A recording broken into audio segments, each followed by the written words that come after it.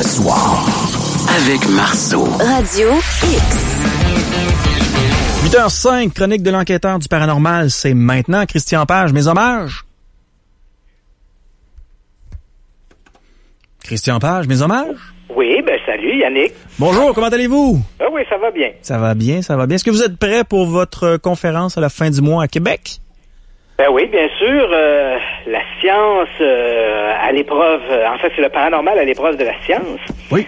Et en fait, écoute, on le sait souvent, quand on parle des phénomènes paranormaux, il y a toutes sortes de rumeurs qui circulent. Tel ou tel truc a été prouvé scientifiquement. Ça, c'est vrai, ça, c'est pas vrai. Mais en réalité, la grande question qu'on doit se poser, c'est, si on regarde, mettons, au cours du dernier siècle, l'ensemble des phénomènes paranormaux se sont retrouvés dans le collimateur de la science. Et souvent, ils ont obtenu des résultats ou ont tiré des conclusions qui sont assez surprenantes. Mais malheureusement, on n'en a pas, il n'y a pas eu beaucoup de relais autour de ça. On en a beaucoup parlé, je pense, la semaine dernière, notamment sur le projet Stargate et la perception extrasensorielle. Ouais. Donc, c'est un peu le tour de ça que je vais faire. Donc, présenter aux gens l'état actuel des phénomènes paranormaux par rapport à la perception de la science et qu'est-ce que l'on en sait.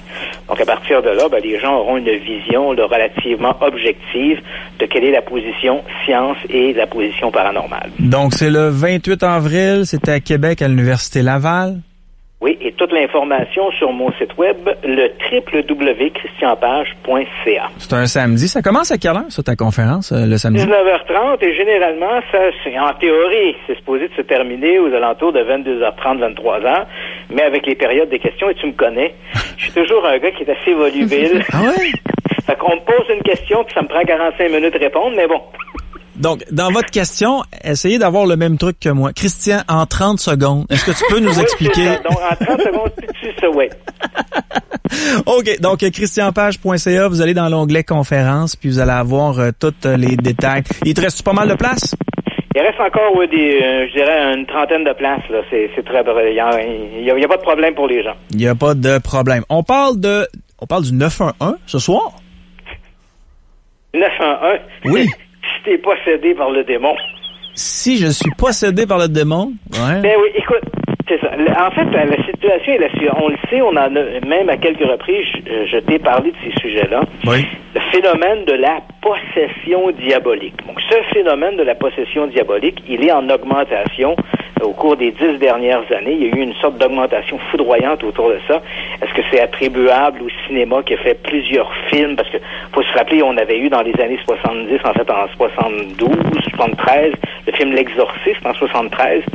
Et après ça, on dirait que le diable a été un peu mis aux oubliettes. Et puis, on dirait qu'au cours des dernières années, le rite, le dernier l'exorcisme d'Émilie Rose, on dirait qu'il y a comme une sorte d'engouement nouveau pour l'exorcisme, la possession diabolique. On en parle plus dans les médias, on en parle plus dans les réseaux sociaux. Quoi qu'il en soit, c'est vrai qu'au cours des 10 dernières années, il y a eu une augmentation de gens, des fidèles, se sont adressés à leur curé, à leur confesseur, en disant, je pense que je vis des problèmes, je dois être tourmenté par le diable. Et puis là, évidemment, l'Église essaie de faire face à cette demande-là. D'ailleurs, le phénomène de la possession diabolique et de l'exorcisme est à peu près exclusif. C'est un phénomène qui est à peu près exclusif à la religion catholique et à ses religions dérivées. On retrouve pas ça, par exemple, dans d'autres religions. Donc, l'Église catholique... On retrouve pas l'exorcisme dans d'autres religions. Donc, chez les musulmans, des gens possédés du diable, ça n'existe pas. Il n'y a pas un phénomène. Ils sont pas possédés par le diable, ils sont possédés par des djinns, ils peuvent être possédés par des esprits. Il y a des espèces de prières de libération, mais ce combat qui est de la possession diabolique où le prêtre s'oppose ouvertement au diable, c'est un phénomène qui est très théâtral et c'est exclusif à la religion catholique. Et dans le bouddhisme? Dans le bouddhisme, on n'a pas ça non plus. Et dans le sikhisme? Je te dis qu'on a ça dans la religion catholique. Okay. On peut faire le tour. Les Raéliens aussi. Ouais, ça, sont tous possédés. Ils sont tous possédés par l'esprit de Raël qui les hante. Donc, au cours des 10 dernières années, ce phénomène est en augmentation. L'Église catholique essaie de faire face à cette demande. Ouais. Il faut quand même le dire, l'Église n'accepte pas tous les cas de soi-disant possession. Il faut savoir que depuis une réécriture du rituel de l'exorcisme au début des années 80, à la demande de Jean-Paul II, on a inclus la maladie psychiatrique. C'est-à-dire que là, on reconnaît qu'avant de conclure qu'une personne est possédée par le diable, peut-être que cette personne-là devrait faire un petit tour chez le psychologue ou chez le psychiatre pour s'assurer qu'il n'y a pas de maladie mentale derrière tout ça. Et ce n'est que sur les conseils ou sur la foi du diagnostic médical que, en théorie, on parle toujours ici en théorie, que l'Église va intervenir et procéder au rituel de l'exorcisme. Cela étant dit, comme on n'arrive pas à répondre à la demande, on a décidé, le Vatican a annoncé il y a quelques semaines qu'il allait tenir une espèce de rencontre à Rome pour pouvoir éduquer, préparer des nouveaux prêtres à ce rituel de l'exorcisme, quoi faire, donc avoir une espèce de pouvoir étendu. On a même songé peut-être à télescoper, disons, l'évêque, parce que d'habitude, lorsqu'il y a un rituel d'exorcisme, il faut qu'il soit autorisé par l'évêque. Donc, la personne se présente à son prêtre, à son curé, lui dit, voilà, je pense qu'elle est possédée par le diable. Il va y avoir une enquête après avoir passé, bien sûr, les balises médicales. Il y aura enquête du curé, ça doit remonter jusqu'à l'évêque. Et là, l'évêque va déterminer si oui ou non il va il va autoriser l'exorcisme. Là, on avait même pensé à télescoper, en fait, cette autorisation de l'évêque. Quoi qu'il en soit, il y a 2 semaines maintenant, s'est tenu à Rome ce fameux congrès de préparation à l'exorcisme. Ça a été quand même assez populaire. Plus de 250 prêtres venus de 50 pays ont assisté à ce week-end de préparation. Et là, évidemment, comment faire face à la demande? Et là, écoute, on a l'un de ces prêtres qui était présent, un cardinal albanais, Ernest Simoni, qui est quand même âgé de 89 ans, le monsieur, et qui continue de pratiquer. Et voilà qu'il dit, écoutez, moi, il m'arrive de temps en temps d'en faire de ces exorcismes. Et comme je suis déjà âgé, on le comprend, puis il ne veut pas se déplacer comme il voudrait, il utilise son téléphone portable. Fait qu'on viendra dire ensuite que l'Église ne se met pas au diapason des nouvelles technologies. Donc le cardinal dit, moi, j'utilise mon téléphone portable et ça fonctionne très bien. Et il a même été cité dans la presse italienne en disant c'est possible grâce à Jésus.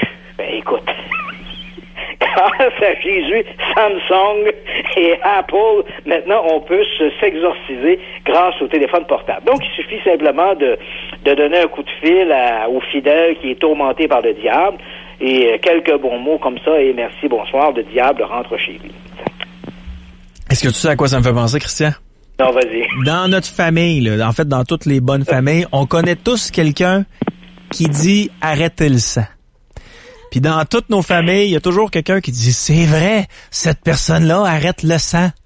Et je me souviens, moi, pour l'avoir vu de mes yeux vus, là, quelqu'un qui saignait a dit « hey, je vais appeler mon oncle Jean-Claude, c'était pas dans ma famille ». Merci. Je vais appeler mon oncle Jean-Claude, il arrête le sang, et ça s'était fait par téléphone à roulette dans ce temps-là.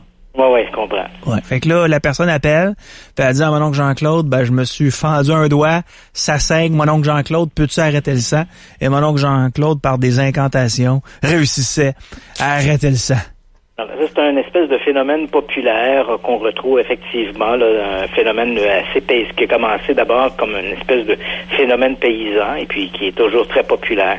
Effectivement, le guérisseur, comme tu dis, qu'on retrouve dans beaucoup de familles, c'est une sorte de prière qu'il fait en se concentrant, puis on nous dit que ça fonctionne. Mais va surtout pas y parler de coagulation, par exemple, parce que là, il croit pas à ça, coagulation. Non, c'est ça, la coagulation, ça n'existe pas. Ça a été inventé, ça. Mais tu as tout à fait raison, c'est un phénomène, comme je l'ai mentionné, qui est populaire, mais tu comprendras que la science, elle, lorsqu'elle s'est penchée sur ces phénomènes-là, n'a jamais obtenu des résultats qui sont probants. En fait, ce qui semble évident, c'est que le sang va coaguler en fonction, évidemment, des plaquettes sanguines et des éléments coagulants du sang. Et puis, évidemment, si ta croyance est à mon oncle Jean-Paul, tu vas croire que c'est mon oncle Jean-Paul, alors que le fait d'avoir laissé la plaie ouverte et le sang aurait coagulé de lui-même. Est-ce que là, on doit parler de la même chose dans le cas de l'exorcisme? Il faut comprendre que c'est sûr qu'il y a un phénomène, puis là, je veux pas jouer, sans mauvais jeu de mots, je ne veux pas jouer l'avocat du diable, mais c'est sûr qu'il y a un phénomène, bien sûr, de croyance et un phénomène que je dirais de peu placebo, c'est-à-dire que si tu t'adresses à ton confesseur, ton prêtre, ton curé de paroisse, et tu lui dis « je suis possédé par le diable », ben au départ, en allant le voir pour te confesser à lui, ben c'est parce que tu as confiance dans son pouvoir spirituel. Alors qu'il fasse une incantation debout aux côtés de ton lit ou qu'il fasse une incantation au téléphone, si à partir du moment où tu remets un peu ta foi entre ses mains, ou la guérison de ta foi entre ses mains, ben là, évidemment, il y aura certainement un mieux-être qui sera acquis par le fidèle. Mais est-ce que tout ça est vrai? Il faudrait d'abord que la science ait se pencher sur le phénomène de la possession diabolique lui-même. Est-ce que oui ou non des gens peuvent être possédés par des entités et qui plus est des entités démoniaques? Et ça, même si c'est très populaire dans une espèce de culture paranormale, jusqu'à maintenant, la science a été incapable de démontrer la réalité de ces phénomènes. Moi-même, j'ai assisté à plusieurs reprises à des exorcismes. Et à chaque fois, je m'amusais des fois à faire un mauvais jeu de mots en disant j'ai cherché le malin et je n'ai trouvé que de pauvres diables. Et c'est un peu ça, c'est-à-dire que je voyais des gens qui souffraient visiblement de problèmes mentaux, des gens qui étaient excessivement vulnérables, qui adhéraient à cette croyance qu'ils étaient possédés par le diable.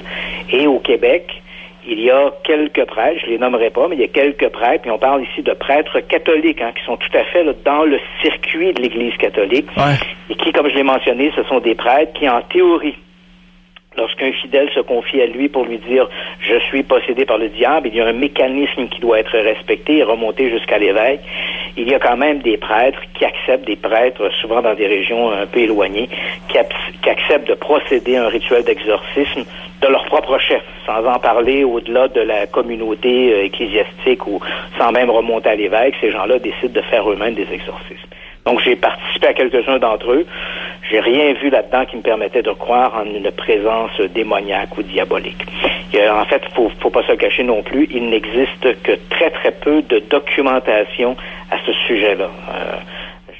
Je sais, j'en ai déjà parlé en ondes, l'un des très rares cas sur lesquels on revient. Puis c'est vrai, les gens diront, Christian Page se répète, mais malheureusement, c'est le fait. Il y a très, très peu de cas qui ont été documentés, et parmi ces cas documentés, il y a celui d'Annelies Michel, donc une jeune Allemande de 22 ans qui est décédée en 1976, oui. Et après 10 mois à peu près de rituel d'exorcisme. Son histoire a inspiré le film L'exorcisme d'Émilie Rose. Mais pourquoi on cite toujours ce cas-là? Puis c'est vrai pour moi, mais c'est vrai aussi pour d'autres gens, d'autres collègues qui, comme moi, font un peu ce travail-là de journaliste et enquête sur ces phénomènes. On a souvent ce cas-là comme proche des lèvres parce que c'est à peu près notre seul cas de référence, parce que ce cas-là s'est retrouvé devant les tribunaux, parce qu'il faut savoir que les parents d'Annelies ainsi que les deux prêtres exorcistes impliqués dans le rituel ont été accusés d'homicide involontaire. Et comme ils ont été accusés d'homicide involontaire, bien sûr, ça s'est ramassé devant les tribunaux. Et là, on a eu accès à une documentation. Ces gens-là avaient des avocats, ils se sont défendus, ils ont fait des témoignages. Dans le cas des prêtres exorcistes, ils avaient enregistré une quarantaine de cassettes où on entendait donc la voix d'Annelies Michel qui vociférait contre les prêtres, parce qu'on le comprend, elle croyait ou elle était, on spécule, possédée ou non. Bref, ce cas-là, même s'il date quand même des années 70, c'est quand même l'un des très rares cas pour lesquels la communauté journalistique a eu accès à l'information. Donc, c'est vrai qu'on le sert souvent, mais on n'en a pas beaucoup d'autres. Et les autres cas, évidemment, c'est plus des candidatons, des témoignages de gens souvent qui n'étaient même pas sur place. On a entendu l'histoire on raconte que, on prétend que, mais bon, il n'y a pas de documentation là-dessus. Donc, la science ne s'est pas prononcée de manière définitive là-dessus, mais dans le cas d'Annelies Michel, on sait qu'il y avait des anomalies dans les comportements. Alors, ça ne veut pas dire qu'elle était possédée par le diable. Ouais. Je dis qu'Annelies Michel avait des comportements.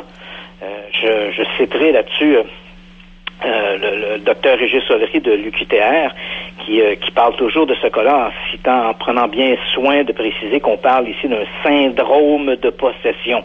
Donc, quelqu'un qui présente tout un ensemble de symptômes qui laisse croire qu'elle est possédée par le diable. Ça ne veut pas dire qu'elle l'est, mais ce sont des symptômes qui laissent croire qu'elle est possédée par une entité invisible. Maintenant, la science n'a pas beaucoup de prise sur la démonstration objective de cette possession. On parle d'un autre sujet, Christian, mais ça me frappe toujours de voir des documentaires ou encore des reportages sur des preachers américains qui font venir, je sais pas moi, une trentaine de personnes sur la scène, puis ne serait-ce que jusqu'avec l'imposition des mains dans les airs, sont capables de refaire marcher des gens qui sont quadriplégiques, d'enlever une béquille, et tout d'un coup, ils commencent à faire avec les mains, ils commencent à faire comme s'ils faisaient la vague là, au Colisée Pepsi ou au Centre Vidéotron. Là.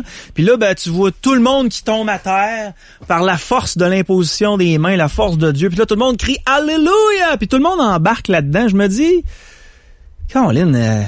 Il est grand le pouvoir de la foi. Hein? Que les gens fassent ça pour le fun, Christian, puis pour se divertir, je trouve ça correct. Mais qu'on utilise des gens qui croient à ça, puis qui veulent y croire, puis qui sont prêts à payer pour se faire guérir. C'est ça, on abuse de ces gens-là complètement. Si tu vas là pour t'amuser, pour te faire divertir, puis voir un prêtre ou un preacher faire semblant de guérir du monde, OK, si tu prends ça comme de l'amusement, mais si toi, tu veux payer 500$ pour t'enlever ta canne, tu sais, c'est toi qui se fait avoir dans tout ça. Là.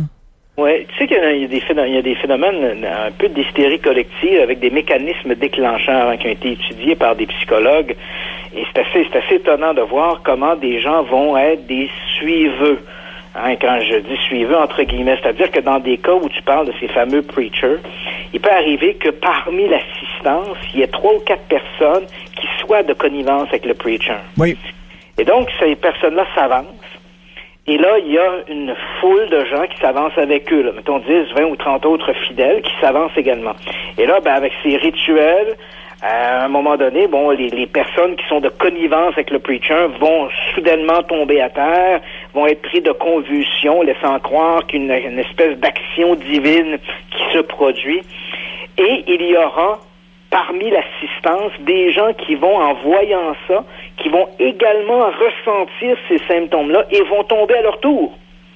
Et ce n'est qu'un effet de contamination psychologique, là, parce qu'il y a 3-4 personnes qui jettent à terre, là, les autres font ça. Et tu sais que ce phénomène est tellement connu qu'il n'y a pas que les preachers qui l'utilisent. Rappelle-toi, dans les années 50-60, par exemple, ces foules hystériques qui allaient voir les Beatles ou Elvis Presley. Il arrivait de temps en temps que le colonel Parker, je parle dans le cas d'Elvis Presley, payait des jeunes femmes pour qu'elles se livrent à une scène d'hystérie et déclenchait un mouvement collectif. Donc, dans la salle, il y avait 3 jeunes filles qui étaient payées et soudainement, avec un déhanchement d'Elvis, elles se mettaient à hurler, se jetaient à terre et là, étaient prises de convulsions. Et dans la foulée, 30, 40 autres jeunes femmes se jetaient comme ça par terre et étaient prises également de convulsions. Et tout ça dans une sorte de mécanisme de contamination populaire. Ouais.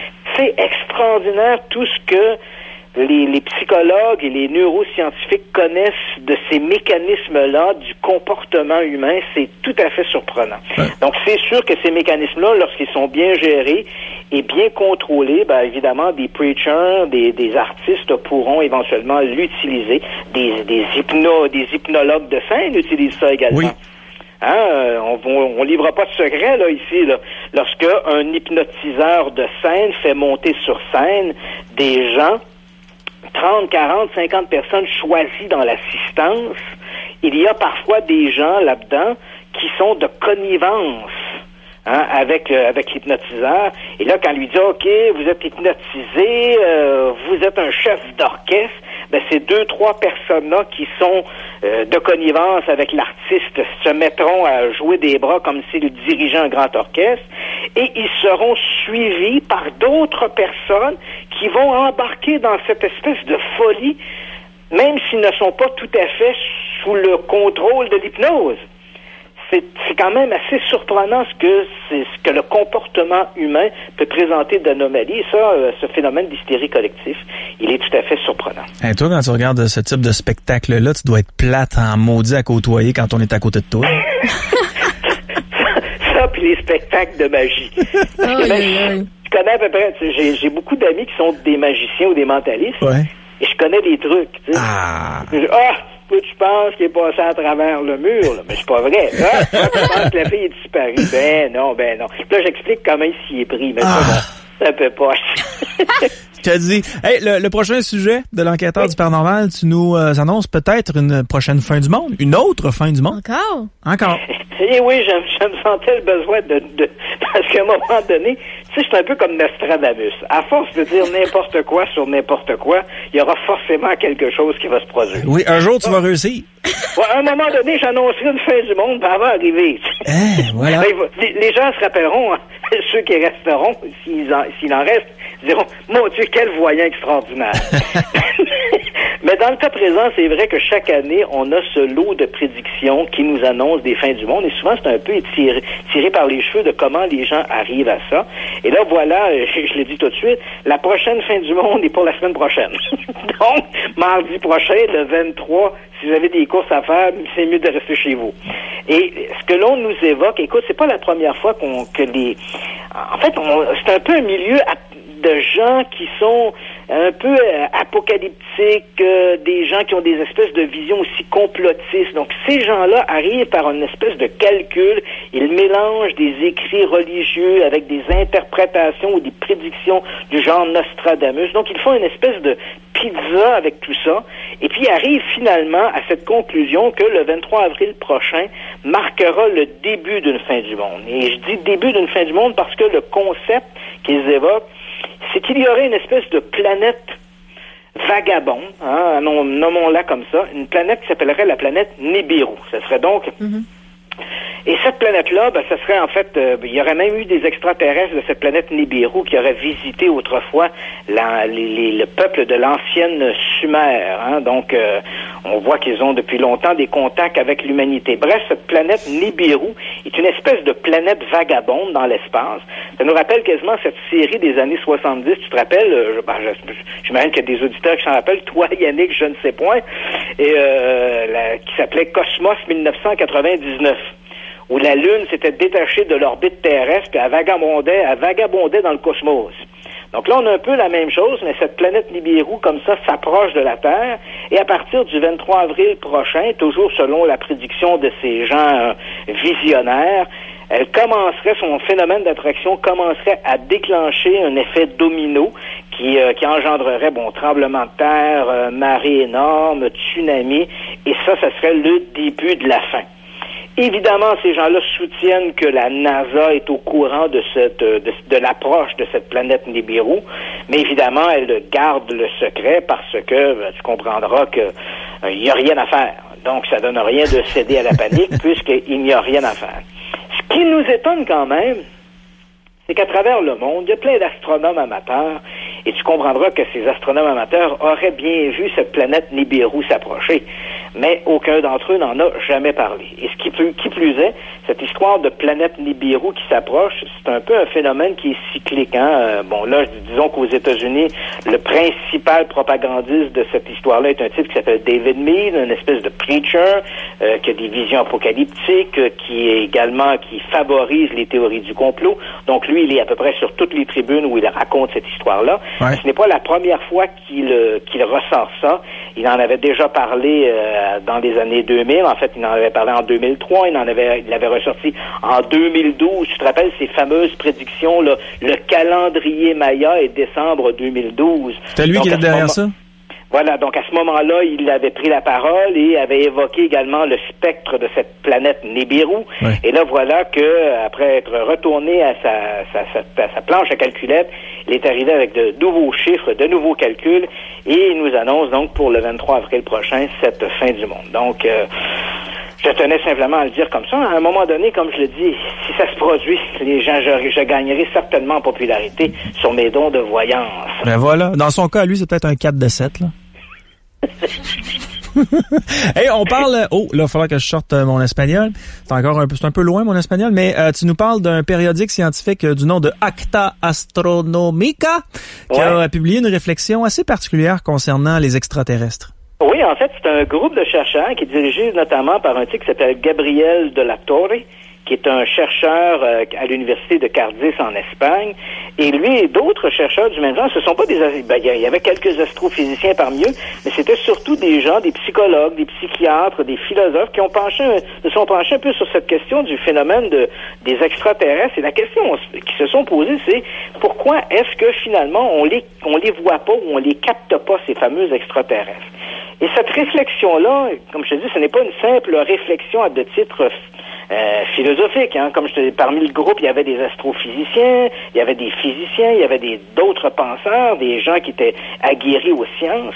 Et la conclusion à laquelle ils arrivent, c'est qu'il y aurait un mécanisme, en fait, c'est qu'on cherche pas la bonne chose. En fait, on écoute l'espace dans l'espoir de capter des signaux radio, des ondes hertziennes, et là, on se dit, ben voilà, si on capte des ondes hertziennes, des ondes radio, on pourra établir qu'on est en présence d'une civilisation extraterrestre. Parce qu'évidemment, ce que l'on cherche ici, c'est une forme de vie intelligente.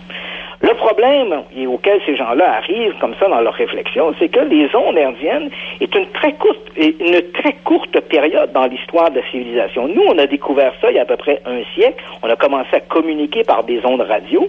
Et au moment où on se parle, donc un siècle plus tard, on est de plus en plus en train de délaisser ces ondes radio parce qu'elles ne sont pas nécessairement le meilleur porteur pour envoyer de l'information.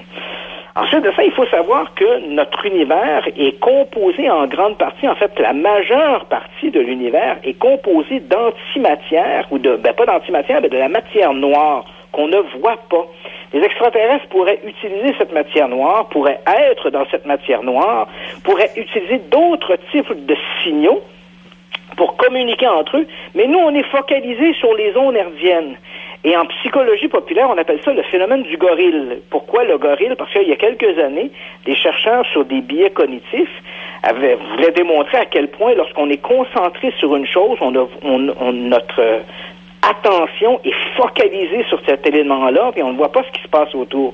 Et on avait fait une espèce de test où on avait une équipe de gens qui jouaient au basketball, 2 équipes qui jouaient au basketball, et au moment du match, dans le milieu du match, alors que tous les gens étaient concentrés sur ce qui se passait dans l'équipe, on a fait traverser le terrain par une espèce de mascotte habillée en gorille. Et crois-le ou non, moins de 50% des gens dans le stadium ont remarqué la présence de la mascotte. Et pourtant, elle a traversé le terrain. Ce qui montrait bien que les gens étaient tellement focalisés sur le jeu qu'ils ne voyaient pas le gorille qui marchait à travers le terrain. Et on a appelé cet effet-là l'effet gorille. Et c'est un peu ce que ces chercheurs-là proposent en disant peut-être qu'on est tellement focalisé à essayer d'écouter et à voir des ondes hertziennes que peut-être on ne voit pas plein d'autres choses qui peuvent se passer dans un spectre tout proche, mais qu'on ne voit pas, qu'on ne regarde pas, parce qu'on cherche trop une chose très précise, les ondes hertziennes, alors que les extraterrestres n'utiliseraient peut-être pas ces ondes hertziennes. Et c'est drôle parce que je lisais l'article. J'ai communiqué avec Torres cette semaine qui m'a envoyé une copie de l'article en anglais, donc j'ai pu en prendre connaissance.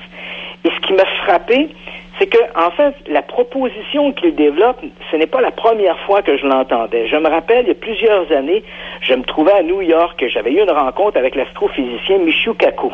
Michio Kaku est un Japonais d'origine américaine, qui est un peu une sorte de Albert Einstein, ou l'équivalent, disons, américain de Stephen Hawking, un des plus grands astrophysiciens de notre temps, et on le voit souvent dans des émissions de télé, là, où il parle de phénomènes très, très complexes de la cosmologie, les trous noirs, les trous de verre, les univers à plusieurs dimensions. Donc, Michio Kaku est un habitué de ce discours-là. Et je me rappelle, il enseigne à l'université de New York, et je me trouvais avec lui pour faire une entrevue, et j'ai abordé cette question des signaux radio et de la recherche du programme SETI. Et Michio Kaku de me dire, vous savez, il dit peut-être que les extraterrestres utilisent d'autres types de mécanismes pour essayer de communiquer avec d'autres civilisations. Peut-être qu'ils n'utilisent pas les ondes radio. Et je me rappelle la figure de style qu'il avait fait à ce moment-là, et en lisant l'article de Thor, l'article dont il est question ici, j'ai fait immédiatement l'association. Michio Kaku m'avait dit, on est peut-être au milieu d'une téléconférence entre des extraterrestres, puis on s'en rend même pas compte. Parce qu'on cherche le signal. C'est un peu comme si t'es dans une forêt puis t'essaies de regarder dans le ciel si tu vois pas des messages de fumée. Puis comme tu vois pas de messages de fumée, tu te dis, il y a pas personne. Alors que t'es peut-être juste aux côtés d'une ville. Et c'est un peu ça là, que le Gabriel de la Torre évoque dans son article. C'est exactement la même chose que m'évoquait Michio Kaku il y a 15 ans lors de cette entrevue. Donc peut-être qu'à trop focaliser vers ces signaux radio, peut-être que les extraterrestres se sont depuis longtemps ont fait connaître leur présence, mais on a été incapable de détecter leur signal. Mais il n'y a pas une sonde qu'on a envoyée dans l'espace qui voyage à travers l'univers, puis que bon, il y a du matériel là-dedans communiqué au niveau des mathématiques, il y a de la musique aussi et tout ça. Là, tu parles des 2 sondes voyageurs. Les sondes voyageurs, elles ont été lancées au milieu des années 70. Leur mission était d'explorer les grandes planètes joviennes, là, donc Jupiter, Saturne et Uranus. Elles ont donc fait ces missions-là de façon spectaculaire. Hein. Ça nous ont permis d'avoir les premières photographies de ces grandes planètes. Et elles ont quitté le système solaire. Sur la boîte, en fait, de la sonde, il y a un disque en or qui a été placé là. Et il y a non seulement le disque en or, il y a la table tournante également pour le faire jouer. Donc là, je sais qu'il y a des gens qui nous écoutent qui se disent, mais c'est quoi ça, une table tournante? Ça, c'est un truc qui existait dans les années 70. On mettait un vinyle, il y avait un petit bras avec une aiguille. Voilà.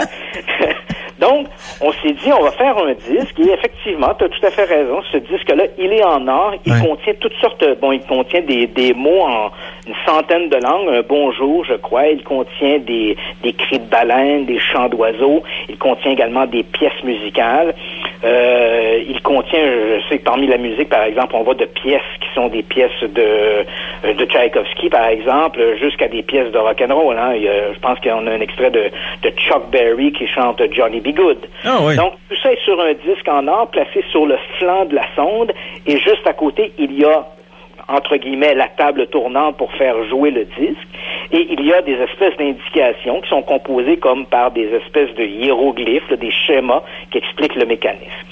Les chances, évidemment, que les 2 sondes voyagent, que l'une ou l'autre des sondes voyageurs tombent sur une planète habitée sont infinitésimales, qu'elles soient interceptées par des extraterrestres est infinitésimale, mais néanmoins, on s'est dit, tant qu'à perdre la sonde, parce que c'est vrai qu'une fois qu'elles seront sorties du système solaire, c'est, à qui mieux, c'est elle ira où elle pourra, tu sais. On s'est dit, tant qu'à la perdre, éventuellement, mettons sur la sonde quelque chose qui, même si c'est une chance sur 100 milliards, qu'elles soient interceptées par une intelligence extraterrestre qui sera en mesure de décoder le message, au moins, ils auront un bonjour de la Terre et pourront déterminer de l'endroit d'où vient la sonde en question. Les chants de baleines, je ne comprends pas. C'est pas donc que la baleine, je sais pas, moi, dans son chant, elle dit « Venez pas ici, c'est tous des fous, là. »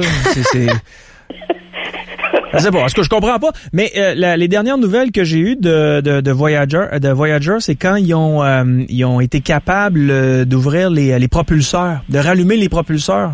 Oui, effectivement. Donc on croyait que la sonde était inaccessible, mais pourtant on lui a envoyé un signal et elle a réagi. Donc même aux confins de l'espace. En fait, ce qu'on a réussi à faire, c'est la sonde on était sans nouvelles de la sonde depuis de nombreuses années. Et avec les calculs des astrophysiciens, des spécialistes de la NASA, ils ont déterminé à quel endroit se trouvait la sonde et ils se sont dit si on pouvait l'inverser pour qu'elle regarde le système solaire et qu'elle nous prenne une photographie. Donc, tu t'imagines une photographie prise de l'ensemble de notre système solaire, mais une vue au-delà de Pluton. Et donc, on a envoyé ce signal. Et, évidemment, il a fallu des heures avant d'avoir une confirmation, mais éventuellement, le signal est arrivé à la sonde et elle a réagi. Donc, elle s'est retournée et elle a jeté un dernier coup d'œil sur notre système solaire et elle a pris une photographie qu'elle a transmise à la NASA. Donc, c'est le dernier contact qu'on a eu avec la sonde Voyageur, mais ça montre que malgré les années écoulées, elle était toujours active, elle est toujours fonctionnelle. En date, c'est plus fonctionnel que mon char, en tout cas. En date du 2 décembre 2017, Voyageur 1 était à 21 milliards de kilomètres de la planète et quand ils ont décidé d'envoyer les instructions à la sonde pour qu'elle puisse rallumer ses propulseurs, ils ont dû attendre 19h35 le temps que l'instruction franchisse à la vitesse de la lumière pour se rendre jusqu'à Voyageur 1. C'est incroyable. Incroyable. Et tu sais que la vitesse de la lumière, on a déjà parlé, c'est 300 000 kilomètres à la seconde. Donc, imagine-toi la distance. Là, il faut 19 heures pour que le signal arrive à la sonde. Mais ce signal-là, il voyage à la vitesse de 300 000 km à la seconde. Donc, écoute, c'est des distances qui sont comme étourdissantes. C'est absolument fantastique. Il y a un auditeur qui te pose une question. Je ne sais pas si tu es au courant de ça, mais comment on s'assure, quand on envoie ce type de sonde-là dans l'espace, comment on s'assure que ces sondes-là soient pas frappées par des météorites? Il n'y a aucun moyen. Aucun moyen. Donc, tu as des sondes évidemment, elles ont des espèces de boucliers pour permettre de résister un peu à ces contacts-là, mais elles peuvent frapper à n'importe quel moment. Elles peuvent être frappées par un rocher, une météorite, un météore en fait, là, parce qu'une météorite c'est quand il tombe à terre. Donc par un météore et puis merci, bonsoir. Ça vient de terminer ta sonde, là, peu importe les milliards investis. Donc non, on ne peut pas s'assurer de ça. Dernier sujet, on parle d'un fantôme qui serait un fantôme incendiaire. Ouais. Ouais. Ça, c'est quand même assez curieux, tu sais, bon. En fait, notre histoire en question se passe en Russie. Bon. Et là, je le dis tout de suite, quand ça se passe en Russie, il faut toujours prendre ça un peu avec des pincettes. Parce que c'est vrai que les médias russes, souvent, nous rapportent des informations qui n'est pas toujours très pertinentes ou pas toujours très pertinentes ou toujours possible d'être décodé. Donc, dans le cas présent, donc, on a un jeune couple, jeune marié. Ces gens-là ont un petit bébé à la maison. Et là, depuis quelque temps, en fait, depuis à peu près 1 an, ils sont aux prises avec une espèce de poltergeist qui semble vouloir mettre le feu partout. Donc, ces gens-là n'ont pratiquement plus de vie, tu comprendras, parce que bon, ils ont déménagé à 3 reprises au cours de la dernière année, toujours la même chose, donc ils emménagent quelque part et soudainement des feux apparaissent, que ce soit dans le salon, que ce soit dans la chambre à coucher, sans qu'il y ait de cause qu'on puisse déterminer qui serait à l'origine de l'incendie. Donc ces gens-là, maintenant, n'ont pratiquement plus de vie, ils doivent se relayer en dormant sur des cars pour être bien certain qu'il n'y aura pas un incendie qui va se déclencher et qui éventuellement va emporter en fumée tous leurs biens. Comme ils ont un jeune bébé à la maison, tu comprends également qu'ils sont particulièrement inquiets de la sécurité de l'enfant et là, ils ne savent plus quoi faire. C'est pas la première fois que dans la littérature, des phénomènes de poltergeist incendiaires sont rapportés. Ben évidemment, bon, on y croit ou on n'y croit pas. Là, c'est pas la seule chose que je dis, c'est que c'est pas la première fois que ça se produit. Maintenant, ces gens-là, évidemment, gardaient un peu le silence là-dessus. À un moment donné, d'ailleurs, l'an dernier, lors de l'un de ces incendies, en fait, ils ont pratiquement perdu tous leurs biens parce que l'incendie a fait rage là, de manière assez intensive dans l'appartement. Ils ont dû se remeubler, ils ont dû déménager, mais à nouveau, les incendies ont repris de plus belle. Ces gens-là avaient gardé un peu le secret sur leur histoire parce qu'évidemment, ils avaient peur d'être les victimes de colibets, de blagues et de tout le reste. Mais là, évidemment, la tête des enquêteurs de police puis les enquêteurs au niveau des incendies, ça devait être assez particulier, là. Ouais, j'imagine, tu sais, bon, ils arrivent, le feu a pris comme ça, mais on sait pas comment ça s'est produit, tu sais. Bon, enfin, et là d'ailleurs, ils ont reconnu, il y a quelques jours à peine, lorsqu'ils se sont confiés à la presse, que dans leur nouvel appartement où ils viennent tout juste d'emménager, ils ont à un moment donné vu de la fumée qui s'échappait des commutateurs, des prises de courant. Donc, et pourtant, ils ont demandé à ce que les systèmes électriques soient vérifiés. On a vérifié les systèmes électriques. Il n'y a rien d'anormal. Et pourtant, malgré le passage ou l'inspection des électriciens, quelques heures à peine après, à nouveau, des circuits ont commencé à fumer. Donc, pour eux, c'est plutôt de mauvais présages. Donc, ils ont parlé de leur histoire à la presse. Et là, ben, ils espèrent qu'éventuellement des gens pourront leur venir en aide parce que là, maintenant, ils ne savent plus à quel saint se vouer. Et toute cette belle histoire-là se passe à Nizhnekamsk. À Nizhnekamsk, qui se trouve en fait à peu près à 14 heures de route à l'est de Moscou. Donc, tu vois, on est dans une région là, excessivement isolée. Et donc, ces gens-là essaient de, tant bien que mal, de résister à ces assauts de ce poltergeist incendiaire.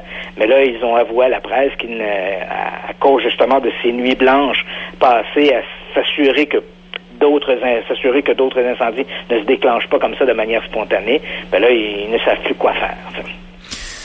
Ah, incroyable. Christian Page, en terminant, on rappelle ta conférence, c'est à la fin du mois, c'est le 28. On peut aller s'informer sur ta page web, christianpage.ca. Donc, le 28 avril, tu vas être à Québec, à l'Université Laval. Tu vas parler du paranormal à l'épreuve de la science. Absolument. Un gros merci. Ça m'a fait plaisir. Bonne soirée à tous. On se rejase mercredi. Merci. Bye bye. 8h44, on fait une courte pause.